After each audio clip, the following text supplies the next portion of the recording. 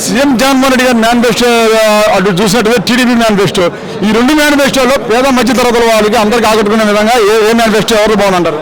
మన జగన్మోహన్ రెడ్డి మొత్తం చేశాడు మేనిఫెస్టోలో అన్ని, అమ్మఒడి కానీ దీవెన కానీ అదని మొత్తం అన్ని, వృద్ధాపించిన కానీ ఆసరా కానీ. అవును, ఇప్పుడు ఏదైతే ఉన్నాయో నవరత్నం ప్లస్ అవే పెంచి ఇచ్చాడు. అటు చూస్తే టీడీపీ మేనిఫెస్టో అసలు ఫ్రీ బస్ అంటున్నారు. ఆ అమ్మగారు ఎంతమంది ఉంటే ఇంట్లో పిల్లలకి అంతమందికి ఇస్తా ఉన్నారు. అవన్నీ అయ్యేది కాదు, పెట్టేది కాదు.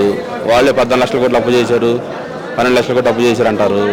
మళ్ళీ ఎన్ని డబ్బులు అడిగితే వాళ్ళకి డబ్బులు రావడానికి చంద్రబాబు నాయుడు నాకు అపరమైన అనుభవం ఉంది, నేను సంపద సృష్టించగలుగుతాను, జగన్మోహన్కి ఏం తెలుసు అంటున్నాడు. సంపద అంటే ఎక్కడ సృష్టిస్తాడంట? ఎక్కడ సృష్టిస్తాడు? పరిశ్రమలు తీసుకొస్తానంటున్నాడు. పరిశ్రమలు వచ్చి ఎట్టైనా వస్తానే ఉంటాయి. అది కాలక్రమేణా నిత్యం జరిగేవి. అర్థమైందా? సపరేట్ వచ్చేది ఉండదు. నిత్యం అది రీజన్ జరుగుతూనే ఉంటాయి. ఏది కంపెనీలు కానీ ఏదైనా కానీ సపరేట్ మనం తెచ్చేది ఉండదు. అంటే ఒకటారు తెచ్చి తేవచ్చాం కానీ అది జగన్మోహన్ రెడ్డి ఇప్పుడు ఫోర్ట్లు కానీ వైజాగ్ని కానీ అంత డెవలప్మెంట్ చేస్తా ఉన్నారు కదా. మరి ఇప్పుడు చూసినట్లయితే ఇప్పుడు 5 ఏళ్ళు సమయం ఇచ్చావు నీకు, ఈ 5 ఏళ్ళ సమయంలో ఒక ఆర్బరన్న కట్టావు అని చెప్పేసి పవన్ కళ్యాణ్ అంటున్నాడు. ఆయన ఎందుకు ఎత్తాడు? ప్రజలు ఇచ్చారు. ఆయన ఇచ్చేది ఏంది?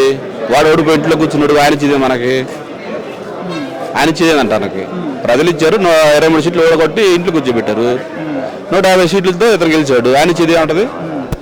మరి ఇక్కడ పవన్ కళ్యాణ్ అంటే ఏంటంటే 5 ఏళ్ళ వ్యవధిలో ఒక ఆర్బరన్న కట్టావని మాట్లాడతాను పవన్ కళ్యాణ్. పవన్ కళ్యాణ్ తీసుకుంది 20 సీట్లు తీసుకున్నాడు. దాంట్లో 13 మంది 14 మంది టీడీపీ వాళ్ళను వైసీపీ వాళ్ళని పెట్టాడు. ఇంకా 9 మందిని పెట్టాడు. ఈరుని సూర్యుడు ఉపయోగం ఏముంటుంది? జనాభా రావడం వేరు, ఓటు వేయటం వేరు ఉంటుంది. జనాభా రావడం ఓటు వేయడం వేరు ఉంటుంది అంటారు. కానీ ఏదైతే ఉందో ఈ వైసీపీ మీద వ్యతిరేకత ఈ జనం అందరూ వస్తారని చెప్పి పవన్ కళ్యాణ్ అంటున్నాడు. వ్యతిరేకం ఎందుకు ఉంటుంది? వ్యతిరేకం ఎందుకు ఉంటుంది?